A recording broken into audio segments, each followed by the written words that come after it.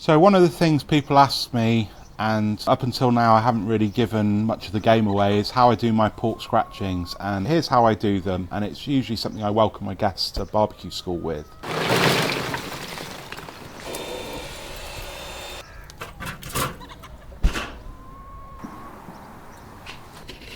So it's important to score the skin, and I give quite a fine score, not cutting all the way through. So as you can see, the skin is nice and dry. That's really important, that you give your pork skin time to dry out. And then, very importantly, score the fat side as well. That way it's not just one solid mass of fat.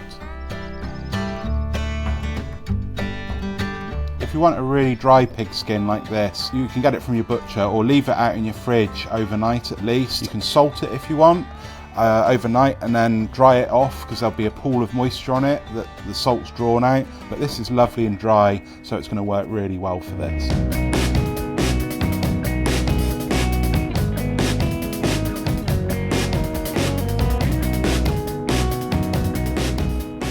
The kind of heat you're looking for these cracklings is direct heat. 3 or 4 seconds you can hold your hand over the heat. 1, 2, 3, 4, and that is perfect. So nice moderate heat for these. So skin side down over the coals direct.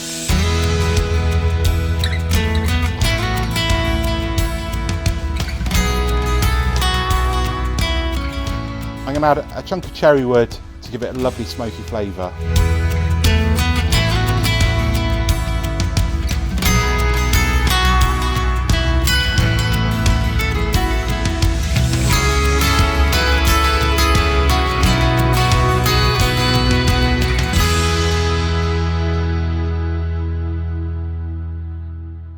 As they're getting towards the end, just be careful of flare-ups and make sure that lid's closed. Move the pork skin around so it doesn't burn too much. A little bit's okay, but you don't want it totally caramelised. And we're looking for that important crunch. So when you come off, leave it at least 5 minutes and you'll see it gets nice and crispy like that. When you first take it off, it's kind of soft, but it'll crisp up. And you're looking for all those lovely little bubbles, that crispy fat there.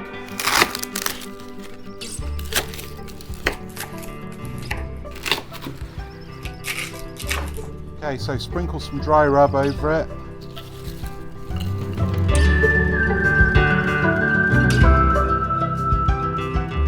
With some maple syrup drizzled over the top.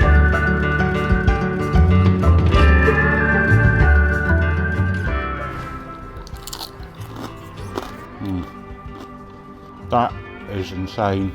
It's incredible. So there we have it. Barbecue maple pork crackling, done.